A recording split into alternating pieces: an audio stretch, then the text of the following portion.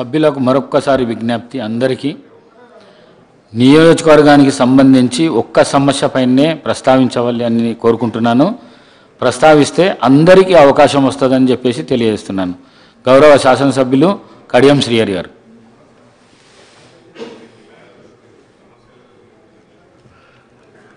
ధన్యవాదాలు అధ్యక్ష. అధ్యక్ష, స్టేషన్ గన్పూర్ నియోజకవర్గం ధర్మసాగర్ మండలం ఎల్కుర్తి గ్రామంలో సైనిక్ స్కూల్ ఏర్పాటు చేయడానికి ప్రభుత్వ పరంగా అనుమతినివ్వడం జరిగింది అధ్యక్ష. 2016లో నేను అప్పుడు డిప్యూటీ సీఎంగా ఉన్నప్పుడు మనోహర్ పారికర్ అని డిఫెన్స్ మినిస్టర్ గారు ఉండేది అధ్యక్ష, చనిపోయారు పాపం ఆయన. వారి దగ్గరికి స్వయంగా వెళ్ళి తెలంగాణకు సైన్స్ స్కూల్ కావాలని అడిగి తీసుకొని రావడం జరిగింది. నా కాన్ఫరెన్స్లో పెట్టాలని అప్పుడు పెట్టాము అధ్యక్ష. 2017లో అగ్రిమెంట్ కూడా జరిగింది డిఫెన్స్ మినిస్ట్రీతో. అయితే 49 ఎకరాల 32 గుంటలకు ల్యాండ్ అలీనేషన్ కూడా ప్రపోజల్స్ పంపించాము. అవి CCLA దగ్గర ఉన్నాయి అధ్యక్ష. నేను ఈ మధ్య ఒక వార్త చూశాను అధ్యక్ష, స్టేషన్ గన్పూర్కు మంజూరైన సైనిక్ స్కూల్ను తరలించి సికింద్రాబాద్ కంటోన్మెంట్లో ఏర్పాటు చేయాలనే ఒక ఆలోచన ప్రభుత్వం చేస్తున్నట్టుగా తెలిసింది. నేను ప్రభుత్వానికి చేసే సూచన ఏంటి అంటే, కేంద్ర ప్రభుత్వం మొన్న మధ్యనే దేశవ్యాప్తంగా కొత్తగా 100 సైన్స్ స్కూల్స్ను ఏర్పాటు చేయాలని నిర్ణయం తీసుకున్నది. మనం గట్టిగా అడిగితే, కొట్లాడితే మనకు కనీసం 3 నుంచి 4 సైన్స్ స్కూల్స్ కొత్తగా వచ్చే అవకాశం ఉన్నది. కాబట్టి స్టేషన్ గన్పూర్ నియోజకవర్గానికి మంజూరైన సైన్స్ స్కూలును యాజ్ ఇట్ ఈజ్గా అక్కడే నిర్మాణం చేయాలని, కొత్తగా కేంద్ర ప్రభుత్వం పైన ఒత్తిడి తీసుకువచ్చి మన రాష్ట్రానికి అదనంగా సైన్స్ స్కూల్స్ తెచ్చుకోవాలని చెప్పి నేను రాష్ట్ర ప్రభుత్వానికి సూచన చేస్తున్నా. ఎట్టి పరిస్థితిలో కూడా స్టేషన్ గన్పూర్ నియోజకవర్గం ఎల్కుర్తి గ్రామంలో ఏర్పాటు చేయదలుచుకున్న సైన్స్ స్కూల్ను మాత్రము మార్చవద్దని, తరలించవద్దని, నిర్మాణాలను వెంటనే చేపట్టాలని చెప్పి నేను ఈ సందర్భంగా కోరుతున్నా. ఇంకొక చిన్న ఇష్యూ అధ్యక్ష, మీరు చెప్పిన 3 నిమిషాల లోపే ముగిస్తాను నేను అధ్యక్ష. ఇంకొక చిన్న విషయము, ఇది మా వర్ధన్నపేట శాసనసభ్యులు నాగరాజు గారికి కూడా ఇదొక పెద్ద సమస్య అయింది. వారికి కూడా ఎన్నికలలో అనేక ఇబ్బందులు పడ్డారు.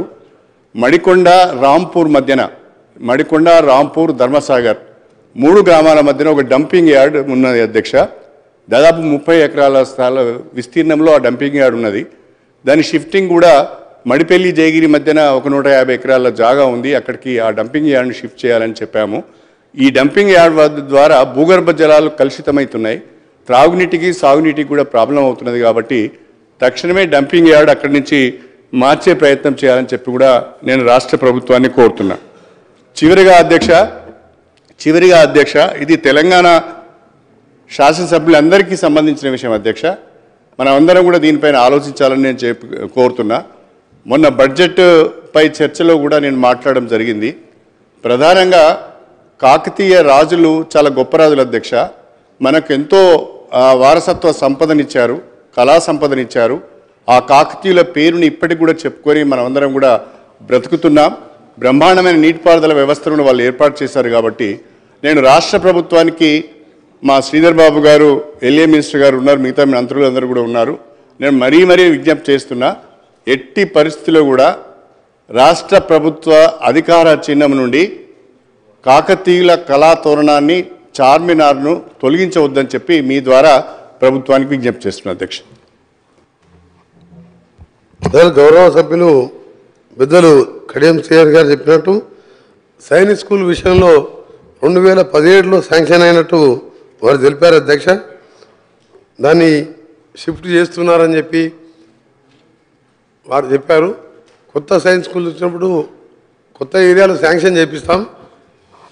నాకు గౌరవ సభ్యులు, ఎందుకంటే 2017లో శాంక్షన్ అయినప్పుడు మొన్నటి వరకు 9 మంది పార్లమెంట్ సభ్యులు, లోక్సభ సభ్యులు, 6 రాజ్యసభ సభ్యులు ఉండే.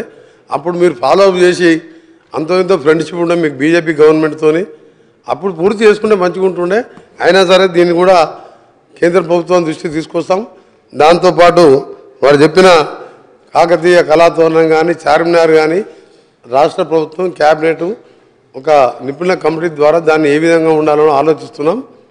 దాని మీద తప్పకుండా చర్యలు తీసుకుంటాం. మొహమ్మద్ ముబిన్, గౌరవ సభ్యులు.